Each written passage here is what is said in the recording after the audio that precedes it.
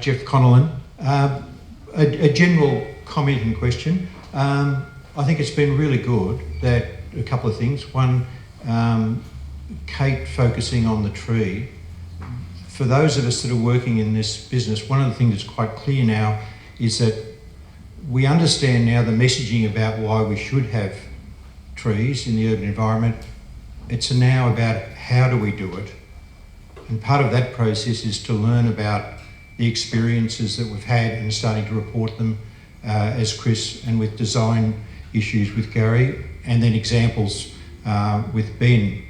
From the perspective of the tree canopy and the services it needs to provide, our expectation now with the targets is very demanding in reality. If you take an average suburb, which has in Melbourne around 10 square kilometres, that's the total area, not 10 by 10, we're going to need about another 1 million square metres of canopy to hit the targets. Now that in itself means we do need to find lots of water, lots of soil, and a lot of care to go with this whole process. So in looking at the services that are going to be required, from my perspective, the space that I often do a lot of work in is with irrigation. And I would have to say that I'm finding that from the stormwater perspective, the messaging coming out is quite optimistic about what's going to be achieved. And I would suggest that, taking on some of the advice from today, from Chris's experiences and Gary's, is that in fact thinking about having active irrigation embedded at the early stages is really important if we want to meet the targets and if we want to meet the services, because the numbers just don't stack up for stormwater harvesting in local areas to have large trees. And that's already showing up, and a good message came out of the last summer between January and April in Melbourne. We had 3 days when there was more than 5 millimetres of rain, which basically meant in that period of time, the stormwater system only were not in fact meeting any of the demands of the trees at that time. And that's actually the reality, and that's where we're heading into. So I'd be interested in your comments about taking on more active irrigation. Who wants to start? Gary?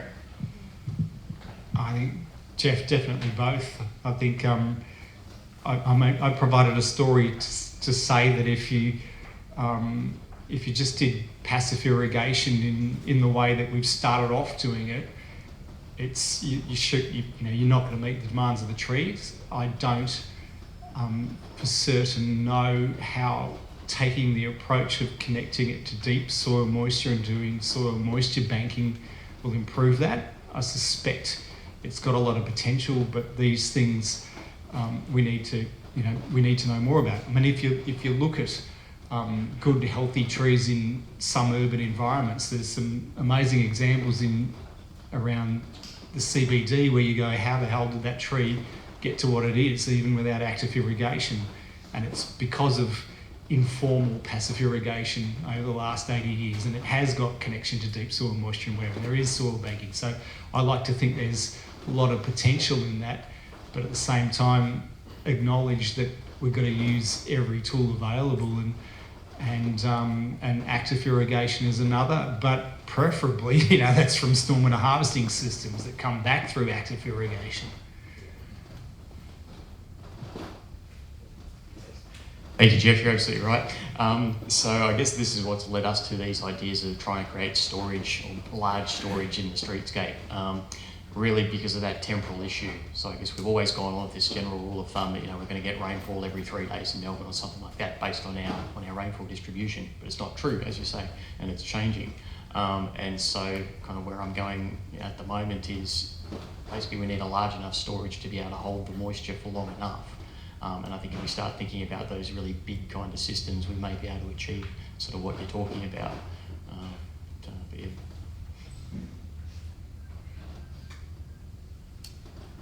I would love to see more irrigation of valued streetscapes. but the political will at the moment isn't there, which I think is a tragic disappointment, and it's related mostly to money, which is why I think we need to have these conversations early and often with our clients.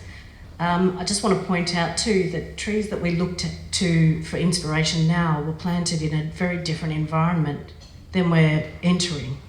And so the successful examples that we see from 80 years ago are perhaps not reasonable to expect going forward. And I just also I mean, it shocks me that, you know, we're still having these conversations when we know how important vegetation is, and it kind of feels frustrating that it's even necessary. But I'm glad we're all here in the same room to have these conversations. I'd just like to add to that a little bit in that Melton City Council here today, Matthew and Voltaire, are really leading the way in wholesale passive irrigation in basically new communities in the Melton area. I suppose there's a lot of money being invested into that. I know there's thousands and thousands of trees that are going to have this type of arrangement with it. Controversial question though is, we're spending a lot of money on passive irrigation, and should we be actually spending that on active irrigation and getting that balance right?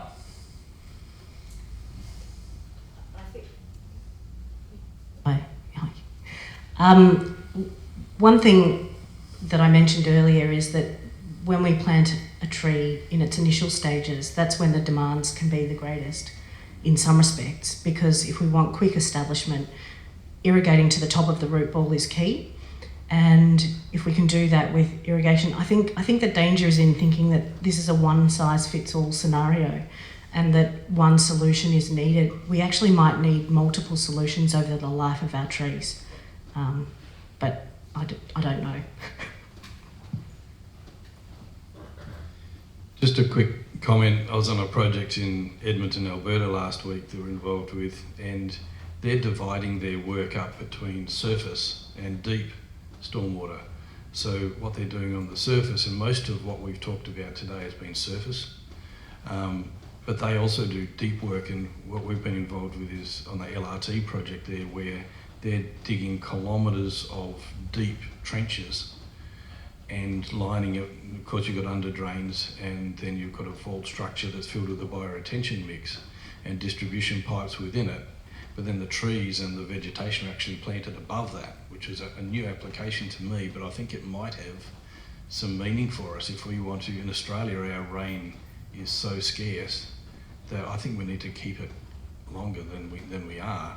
And if we can create deeper banks of moisture in the ground that's available by capillary rise and so on to the vegetation, I think that's something we might be perhaps not taking advantage of.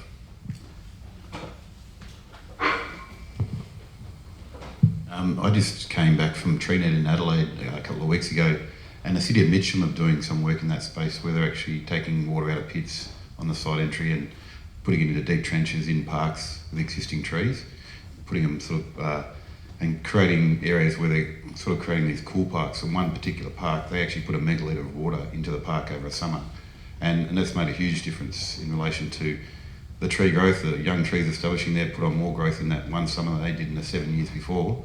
And the tree, and this is quite deep, 600, 700 deep. At the City of Hume where I work, we're actually doing a lot of work on going to some of our key passive parks and putting irrigation back on, and mulching and planting large shade trees and creating what I'm calling cool parks.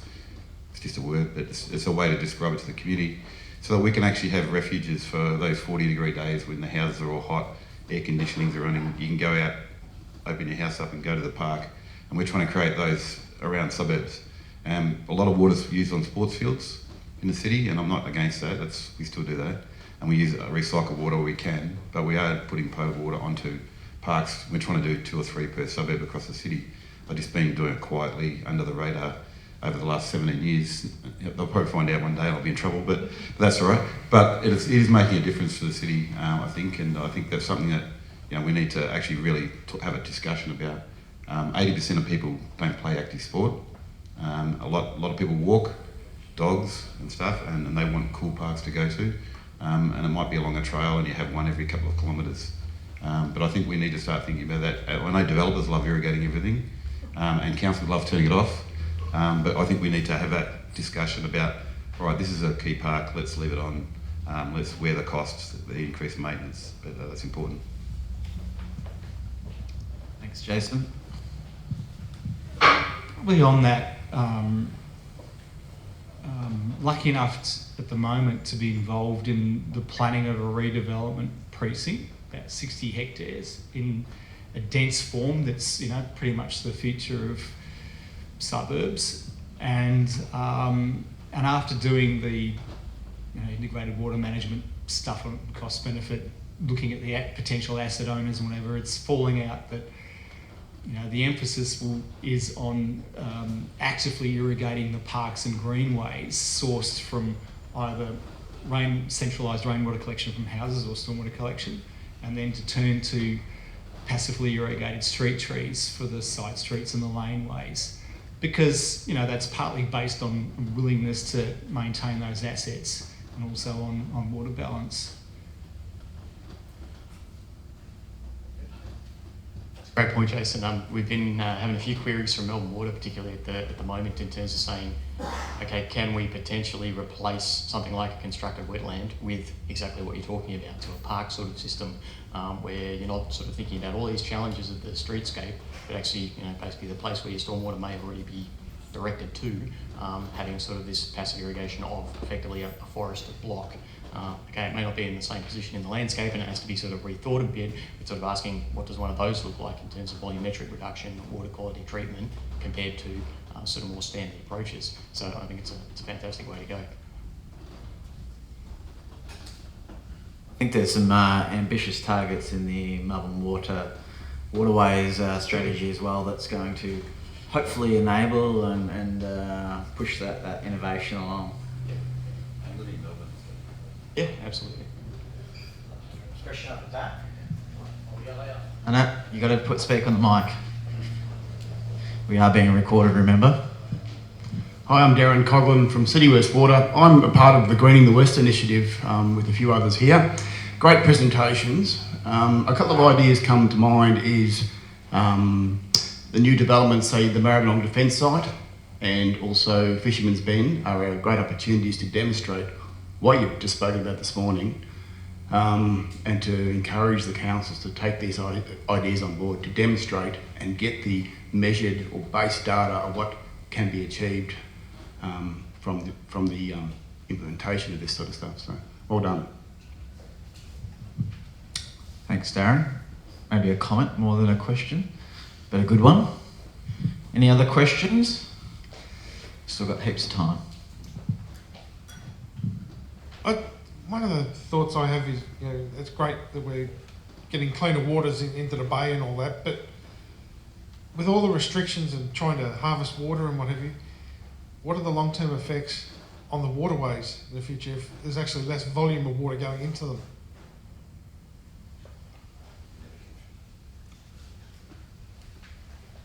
Crack at the one. Yeah, absolutely. It's a really good question. I suppose when we think about trying to restore urban streams, it's really trying to, I guess, restore those pre-development processes, like so putting trees back, restore evapotranspiration, so not as much water is going down the pipe and into the creek and causing erosion and that sort of thing. Another big one, and where the passive irrigation stuff, I think we've all touched on it, is in terms of actually getting moisture back into the ground and allowing it to go the way it used to before. So some of that water is going to go back into the atmosphere and some of it's going to go down and infiltrate into sort of groundwater and join streams sort of as base flow as it would have before we put concrete all over everything. So I think the more technologies we have where we're not putting things in concrete boxes and we're actually allowing water to infiltrate as it did before and join streams as it did naturally before will be a better outcome. That's my feeling, yeah.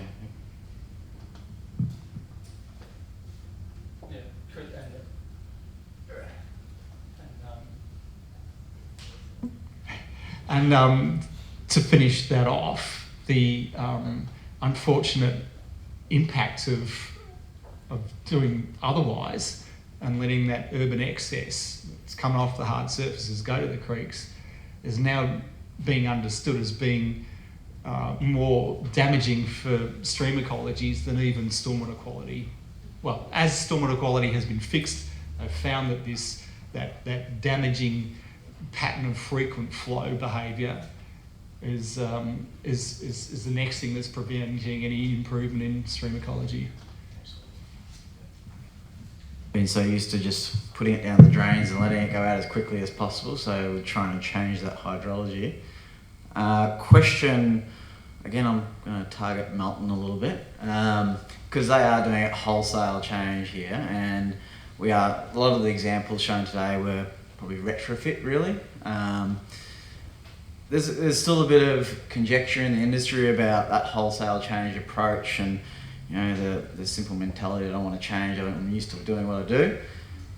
This is one forum that is going to assist in that, but what do we need to do to continue that education, to promote really good change around the benefits of trees and the water use? So what's your ideas of how we can actually continue this forum from today on? I'd like to speak to that, please. I think I summed it up with collaboration, talking early and talking often. And in preparing for this, which is totally out of my comfort zone, to do a presentation like this, I describe myself as a tree evangelist. And I think we need more tree evangelists in Melbourne and around the world right now to speak to the benefits of trees and to convince our decision makers that this is in their long-term interests, because we live on a short-term political cycle.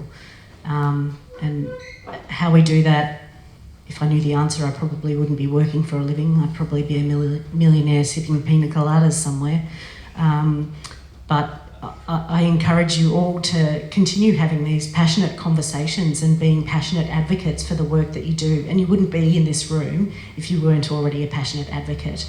But it's getting those somewhat more bolted on people to change, or to at least consider the possibility of change.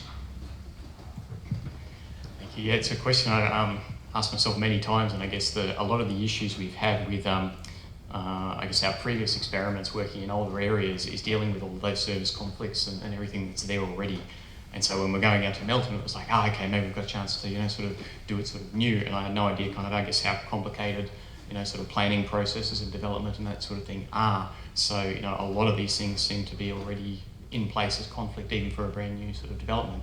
I'd love to know, I don't have an answer, unfortunately. I'd love to know how we can intercept people so that we can put things on the table like moving services, which they've done in other parts of the world. And also, okay, I'm not an economist, I'm not an engineer, I'm not a lot of things, but I don't know if we can start talking about, for me, those median strip sort of bioswale ideas are beautiful, creating these big sort of tree lanes all the way down new suburbs. Can we sacrifice a few blocks in a new development to make wider roads in them to give the trees a bit more space? Something I think we've all talked about. If we have volume, if we have space to let them grow, they'll grow as big as the space we give them. What we need to do to make that happen, I'm afraid I have no idea. But it's worth asking about. And I guess the only thing I can come at it from is, the only thing we can do is always provide data. And so things like, okay, if we can offset the costs of other things we're doing, like building other stormwater treatment systems, other things which developers are already having to wear the costs of, can we offset that by demonstrating, okay, put a big swale down the middle of your street and you don't need one of those anymore, you can spend your money here instead, then we get a better outcome. That's all I can kind of go at.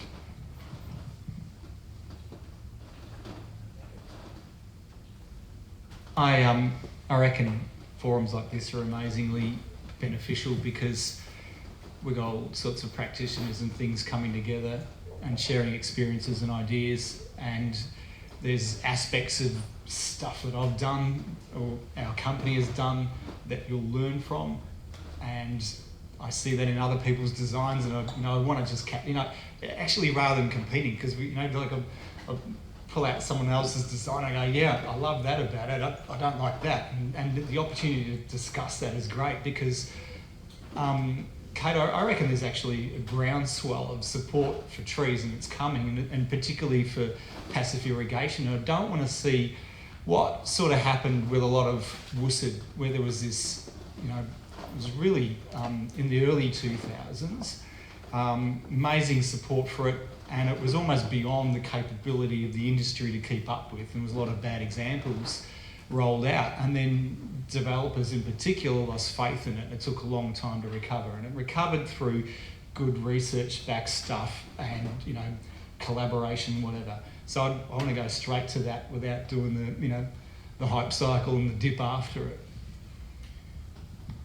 Just one thing I've observed is that in Australia we are really leading the pack as far as a lot of this innovation and development in view of conservation of water and correct management of our streams.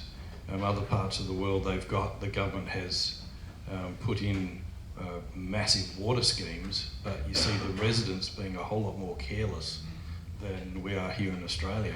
You see some cities, California, where they're irrigating in the middle of the day, in the middle of summer, grass verge, which doesn't happen here. I remember I was born in Adelaide, being told I lived in the driest state and the driest continent on earth, and it just has forced a certain rigour about conservation of water. I think we need to maintain it and be awesome if some of this knowledge out of this group and broader could become available to other countries where they need to be more careful and conscious about management of water.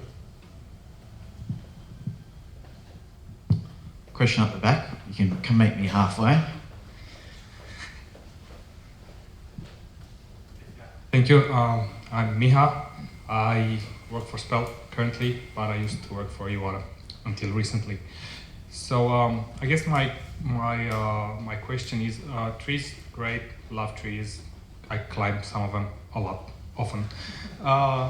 The question that I have, or that I have noticed, is that there's not a lot of attention given to silting, and not a lot of attention given to the pollution that comes through the passive irrigation.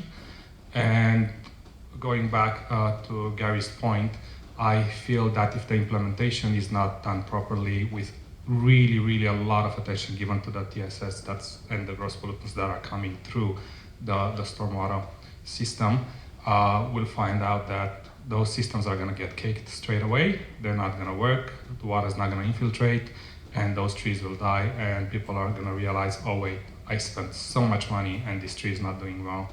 So I guess just my point is, I would really like to see a lot of attention given to the quality of water that's doing the passive irrigation, and if there's any plan to do that.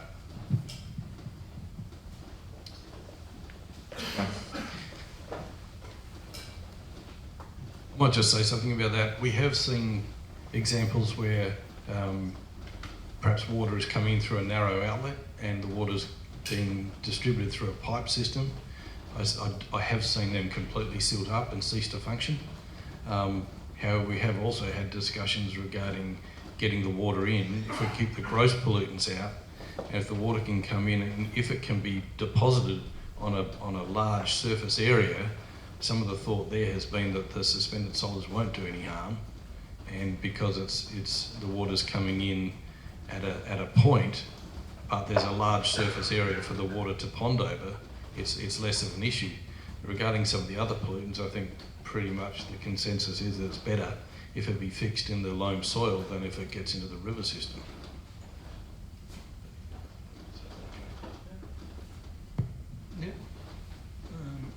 Yeah, I think to reiterate there, particularly suspended solids blocking up systems, and there's various approaches to that. I mean, I went through that sort of distribution, that maintainable window, really not trying to pass comment on which ones were good and which ones were bad, but it's great to get together in forums, and not necessarily here today, but to follow that through more and discuss the approaches that are working best, be it pre-treatment or other approaches like Ben's just described.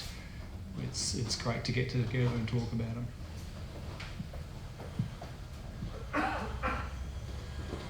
Jason Summers, one of the things I've noticed over the years, and a lot of work's been done on permeable paving in the US, a lot of the treatment of oils and pollutants is actually done between the brick pavers. And we keep to forget about the microbiology that actually works in that space, and no one really, and even in as an arborist and horticulture, we're not considering what we're doing to the soil in relation to promoting microbiology that will actually do a lot of that treatment. We've just had a WUSD, a tender and way that's hit 10 years, designed with assistance of consultants, Storm and others, and it's basically, the tree growth there is phenomenal. The understory needed to be reset, so we dug up all the understory rain gardens where these trees were sitting in the middle of an inverted road, and there was a bit of sediment and a bit of debris, but once we cleared that out, we were down to the clean sand again very quickly. I don't think these systems, and that was a 10-year maintenance intervention. So, and we've just replanted it, put soil back, put back the gravel mulch. We haven't even touched the permeable pavers. Every 2 years we give them a high pressure clean, and it works. So, but we need to think about, there's a lot of things going on that we don't think about at that micro level that we either ignorant of, ignore, or don't understand. But a lot of that treatment is, and I don't think these systems need as cleaning as much if we do keep regular maintenance on them and look after them. That's just, sorry, more of a statement, but an observation. Quoc from Eng. This is probably more of a fluffy topic discussion. We've been talking about trees, obviously being the main theme today, and collaboration, Kate, you talked about. Have we ever thought about getting everyone together? I know we've got planners, landscape architects and engineers here today. Unfortunately, no developers. But if we all got everyone in the room and started thinking outside the box and think about putting trees not in the road reserve but at the front of lots. Most of the time, standard residential lots have about a 4 metre setback where you can't build on it. So, perfect place for a tree. And not necessarily scientific data, but there has been data and articles written about the fact that if you put a tree on a lot, the incentive for the developers is that the price per lot goes up by quite a bit. And then we talk about reducing heat island effect, which instantaneously, you've got a really good area for a tree to grow and get deep roots. Therefore, the tree's going to be really healthy. The lot owners are probably going to be really healthy because they've got a brand new, beautiful, not brand new, but beautiful, lush tree out the front that they can go out on in the summertime rather than, they may not necessarily want to go into a park. I think is that worth something that collectively us all here, especially we've got a lot of council representatives here, to maybe open that topic of discussion and invite developers to start thinking, how can we better utilise a lot as well as road reserves? Good question, Quoc. Who wants to tackle that one? It was a very interesting project that we were involved with along with Gary's firm, where this was up in Townsville, where they built an innovation house. This was through partnering with a developer, which was Stockland, I think. Stockland was a developer. And they did that. They put a tree in the allotment. It was actually in the alfresco area, I think. Passively irrigated it, as well as connected it up with the air conditioning condensate out of the house. So if in the middle of summer where there's no rain in sight, you've still got water going to a saturated wicking zone at the base of that tree for capillary rise. It hit a lot of buttons as far as I was concerned, but Gary can speak about it better than I can. Actually, no, I don't know that much about it. I think Sally did. That's right, Sally did. Sally did it, yeah. But it was fascinating. There's a lot of interest in that. That's a very fascinating space but again, there's a lot of boundaries to cross to get it all to happen. You need a developer that's prepared to innovate and be seen as an innovator. It can all happen. As I mentioned in my bio, in a past life as a landscape architect, I was also a manager for one of those big development firms. And at that time they were innovating, they were providing larger areas for trees to grow. I would argue that 4 metres is not enough. We need a lot more because 4 metres, even if you get the builder to agree to those stronger footings that they need in order to support the house, and if you can get past that actually needing stronger footings to support the house, a 4 metre area is not a substantial size for a tree, and it's not going to provide the urban shade and cooling that we really do need. And the livability report that Jeff also was on the panel for we explored a huge range of solutions. Unfortunately, it's never been released, probably because it was a bunch of controversial ideas. But I would encourage you all to seek out that report, and I think there's some really good opportunities for conversation starting from those quite controversial ideas. And when I say controversial, it's not woo-woo, it's controversial because it's going to cost money and it takes political will.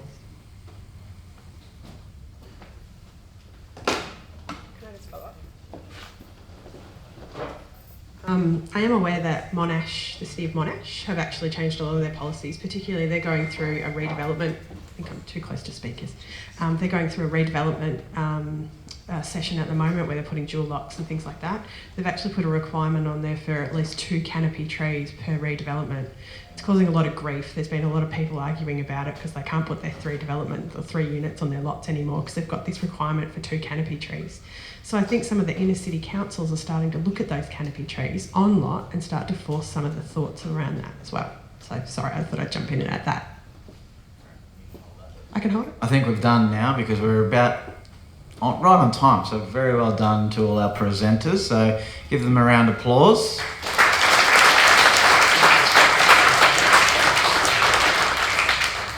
We do have a little gift for each of them, and I love this gift because it's a little bit of a charity gift. So one's going to Oxfam for clean water to each of them, and we've got a special one for Ben, which is Water Aid, and that's putting a tap into a much needed community. Just to tie into that too, thanks for that, Lee. Lee came to me probably about 6 or 7 weeks ago and said, "So you've got this string tree seminar, what are you going to say?" And I went, "Oh, I've got lots of cool things to say." "Why?" And he's like, "Well, I think it's quite controversial." And that's great, I need an MC. How about you be the MC for me? So by opening his mouth, he's now our MC for the day. So I just want to, again, offer him the same Water Aid. He's going to be putting a tap in somewhere in a community that needs it as well. So thank you very much, Lee. Thank you. So just to wrap things up, again, just thank you for presenters. It was fantastic. It's great to see a great diverse community in this space. So keep up the discussions. It'd be lovely to see even the broader community caring for our trees as well, rather than us in that industry space. So, and I suppose my message that I got and what I want to try and instill is keep it simple. Like, we've already got the enabling factors there to sort of challenge the norm. And if we keep it simple, it's going to be much easier to get this stuff through and embed it into the culture of what we do in a day-to-day life. So thank you very much for coming. Thank you again to our sponsors, City Green. Thank you to Stormwater Victoria for hosting. And thank you to the Stormwater National for videoing the session. So it'll be interesting to see that when it comes live. So have a great rest of the day.